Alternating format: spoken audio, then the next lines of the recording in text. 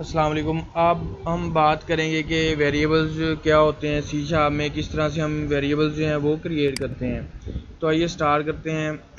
इसमें हमें देखना है कि वेरिएबल क्या होता है, फिर हम वेरिएबल डिक्लेरेशन पे बात करेंगे और फिर वेरिएबल इनिशियलाइजेशन पे बात करेंगे। तो आइए पहले स्टार्ट करते हैं, वेरिएबल क्या होता है ये समझते हैं। तो हमें अब पता है कि कुछ ना कुछ हमें वैल्यू जो है यहाँ पर प्रोग्रामिंग लैंग्वेज के अंदर स्टोर करने के लिए कुछ ना कुछ स्पेसिफिक वेरिएबल्स चाहिए होते हैं। उम्मीद है कि आपने सी प्लस प्लस वगैरह पहले पढ़ी होंगी, तो आपको कुछ थोड़ा सा आइडिया होगा वेरिएबल के हवाले से कि वेरिएबल क्या है। अब अगर हम वेरिएबल्स की बात करें तो वेरिएबल्स जो हैं वो कंटेनर हैं जो कि वैल्यूज़ को स्टोर करने के लिए यूज़ होते हैं, या हम ये कह लेते हैं कि वेरिएबल्स जो हैं वो नेम्ड मेमोरी लोकेशंस हैं जो वैल्यूज़ को स्टोर करने के लिए यूज़ होती हैं। जो भी डाटा होता है वो हम वेरिएबल्स में स्टोर करते हैं ताकि उस डाटा के ऊपर कुछ ना कुछ टास्क परफॉर्म कर सकें, कुछ ना कुछ ऑपरेशंस परफॉर्म कर सकें। और इस पर्पज़ के लिए फिर हम डिफरेंट टाइप के वेरिएबल्स जो हैं वो क्रिएट करते हैं। अब हमारे पास जो वेरिएबल्स हैं उनकी मैनी टाइप्स अवेलेबल हैं सी शार्प के अंदर, जिनके लिए डिफरेंट कीवर्ड जो है वो यूज़ किए जाते हैं। अगर हम बात करें इंटीजर की, तो इंटीजर के लिए INT का कीवर्ड जो है वो यूज़ किया जाता है, जो कि इंटीजर वैल्यूज़ या होल नंबर्स को जो है वो स्टोर करवाता है विदाउट डेसिमल पॉइंट्स। तो अगर हम इसकी एग्जांपल देखें तो 1 2 3 एक आपके पास इंटीजर वैल्यू आ गई है, 1 2 आपके पास एक इंटीजर वैल्यू हो सकती है। तो ये 1 2 3 और -1 2 3 क्या है, ये इंटीजर वैल्यूज़ हैं आपके पास। तो उसके बाद अगर हम यहाँ पर बात करें डबल की, तो अगर हमें डेसिमल पॉइंट्स भी चाहिए तो फिर हमारे पास फ्लोटिंग पॉइंट वैल्यूज़ को स्टोर करने के लिए डबल की डाटा टाइप है, जिसके अंदर आप ये फ्लोटिंग पॉइंट वैल्यूज़ स्टोर कर सकते हैं 19.99 और -19.99। तो इस तरीके से आप डबल डाटा टाइप के वेरिएबल को भी क्रिएट कर सकते हैं। इसके बाद 4 आ गया कैरेक्टर, अगर आपने स्टोर करवाने हैं सिंगल कैरेक्टर A B, ये सिंगल कैरेक्टर अगर आपने स्टोर करवाने हैं तो उसके लिए आप 4 डाटा टाइप को जो है वो यूज़ कर सकते हैं। सिंगल कोट्स इसके लिए यूज़ करेंगे कैरेक्टर के लिए। अगर स्ट्रिंग की बात करेंगे तो हम स्ट्रिंग के लिए डबल कोट्स यूज़ करते हैं। अब स्ट्रिंग जो है हमारे पास डाटा टाइप ये टेक्स्ट वगैरह को स्टोर करवाने के लिए यूज़ होती है। हेलो वर्ल्ड ये हमारे पास स्ट्रिंग है डबल कोट्स में। अब स्ट्रिंग की वैल्यू जितनी भी हैं वो डबल कोट्स के सराउंडेड होंगी। उसके बाद हमारे पास बूल डाटा टाइप आ जाती है। अगर हम ट्रू और फॉल्स जो है उसको स्टोर करवाना चाह रहे हैं, अगर हम स्टेट किसी भी चीज़ की स्पेसिफाई करना चाहते हैं, ट्रू है या फॉल्स है वैल्यू, तो उसके लिए हम बूल डाटा टाइप जो है यूटिलाइज़ करेंगे। बूल टाइप का जो वेरिएबल है हम वो डिक्लेयर करेंगे, उसको फिर आगे यूटिलाइज़ कर सकते हैं। तो ये हमारे पास कुछ प्रिमिटिव डाटा टाइप्स हैं वेरिएबल के हवाले से जो हमने यहाँ पर देख ली हैं। अब हम बात करते हैं कि वेरिएबल डिक्लेरेशन क्या है। तो किसी भी वेरिएबल को टाइप असाइन करने का जो प्रोसेस है उसको हम कहते हैं वेरिएबल डिक्लेरेशन। कि किसी भी वेरिएबल को जो आपने स्पेसिफाई करना है कि इसकी टाइप क्या होगी, किस टाइप का डाटा ये स्टोर करेगा, उस प्रोसेस को हम क्या कहते हैं वेरिएबल डिक्लेरेशन। तो वेरिएबल डिक्लेरेशन किस तरीके से करते हैं, हमारे पास डाटा टाइप आती है और फिर उसके बाद वेरिएबल का नेम आता है। तो यहाँ पर हमने क्या किया, डाटा टाइप लिख दी इंट और उसके बाद वेरिएबल का नेम क्या आ गया A। इसी तरह डाटा टाइप आ गई डबल, उसके बाद वेरिएबल का नाम आ गया B। इसी तरह हमारे पास एक और वेरिएबल आया है कैरेक्टर टाइप का C, और स्ट्रिंग टाइप का वेरिएबल X है, बूल टाइप का वेरिएबल क्या है हमारे पास K है। तो हमने वेरिएबल की टाइप जो है स्पेसिफाई की है। तो ये जो प्रोसेस है ये क्या कहलाता है वेरिएबल डिक्लेरेशन। हमने कोई भी वेरिएबल यूज़ करने से पहले डिक्लेयर लाजमी करना है सी शार्प में, ठीक है। आपने ये बात का ध्यान रखना है कि जब भी आपने कोई वेरिएबल यूज़ करना है, यूज़ करने से पहले आपने उस वेरिएबल को डिक्लेयर लाजमी करना है। अगर आपने वेरिएबल की टाइप डिफाइन नहीं की तो कंपाइलर एरर दे देगा। कंपाइलर एरर ये देगा कि जो variable knows defined undefined variable, इस तरह का एरर आएगा, उसको हम कंपाइलर में देख लेते हैं। उसके बाद हमारे पास एक और कंसेप्ट आ जाता है वेरिएबल इनिशियलाइजेशन का। तो वेरिएबल इनिशियलाइजेशन वो प्रोसेस है जिसमें हम वेरिएबल को उसकी वैल्यू असाइन करते हैं। तो वैल्यू पहले हमने डाटा टाइप असाइन की थी, अब हम क्या करेंगे उस वेरिएबल को वैल्यू असाइन करेंगे। तो डाटा टाइप असाइन करने का प्रोसेस वेरिएबल डिक्लेरेशन कहलाता है और वेरिएबल को वैल्यू असाइन करने का प्रोसेस जो है वो वेरिएबल इनिशियलाइजेशन कहलाता है। तो यहाँ पर हमने क्या किया कि एक वेरिएबल डिक्लेयर किया था इंट A और उसको साथ ही हमने क्या कर दिया वैल्यू भी असाइन कर दी। तो ये variable declaration at the time of variable initialization at the time of declaration हो गया कि आपने वेरिएबल को वैल्यू असाइन की जब आपने उसकी डाटा टाइप डिफाइन की है।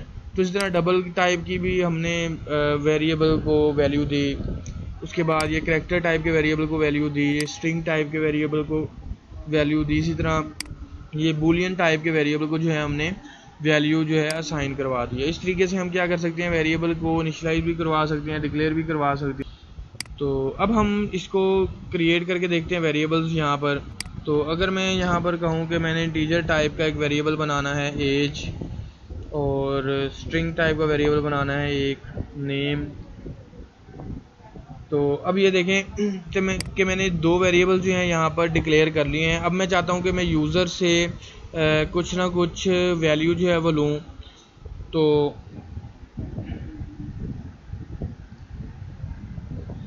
ऐसे करते हैं कि हम नेम की जो वैल्यू है वो यूज़र से ले लेते हैं, और एज जो है वो यहाँ पर हार्ड कोडेड जो असाइन करवा देते हैं। तो एंटर मैसेज यहाँ पर प्रिंट करवा लेते हैं, एंटर नेम,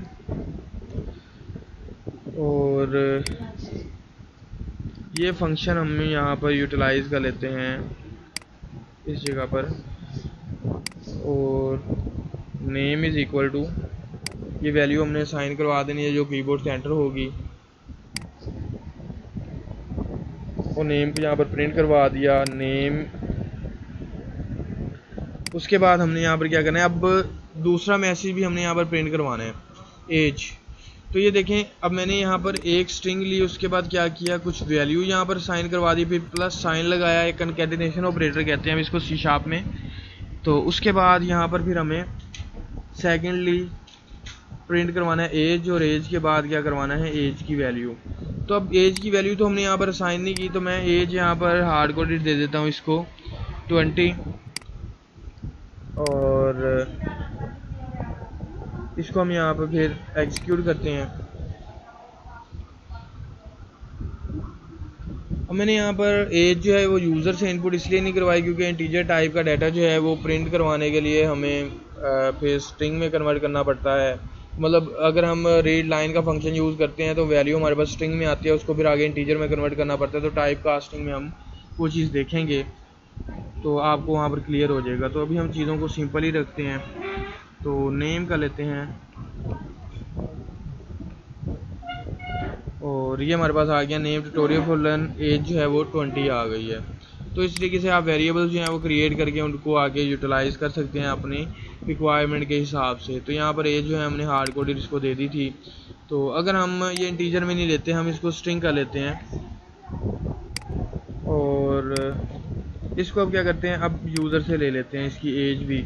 तो मैं ज़रा कॉपी पेस्ट कर रहा हूँ ताकि कोडिंग एफर्ट जो है वो लेस हो जाए। एंटर, सॉरी,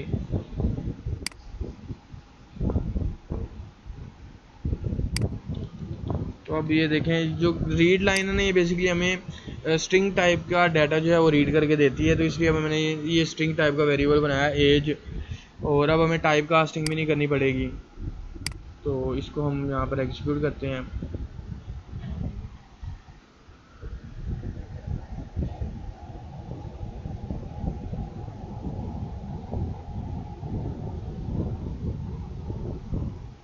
अब ये कह रहा है एंटर नेम, जैक आ गया, एज कर देते हैं उसकी 22। तो ये देखिए नेम जैक और एज क्या आ गया 22। इस तरीके से भी आप क्या कर सकते हैं, स्ट्रिंग्स जो हैं उनको मैनेज कर सकते हैं, इनपुट ले सकते हैं और आगे उस स्ट्रिंग को प्रिंट करवा सकते हैं। अगर मैं यहाँ पर ये इंट कर देता हूँ तो अब अगर मैं इसको एग्जीक्यूट करूँगा तो ये मुझे एरर देगा, क्योंकि स्ट्रिंग टाइप का डाटा आप इंटीजर में स्टोर करवाने की कोशिश कर रहे हैं, तो ये आप काम नहीं कर सकते हैं। तो ये टाइप कास्टिंग का कंसेप्ट जो है ना, ये देखें, can not implicitly convert type string to int. तो आप स्ट्रिंग से इंट के अंदर कन्वर्ट नहीं कर सकते, तो आपको इसके लिए टाइप कास्टिंग करनी पड़ेगी।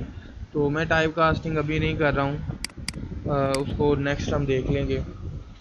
तो यहाँ पर अब मैंने इसको यूटिलाइज़ कर दिया।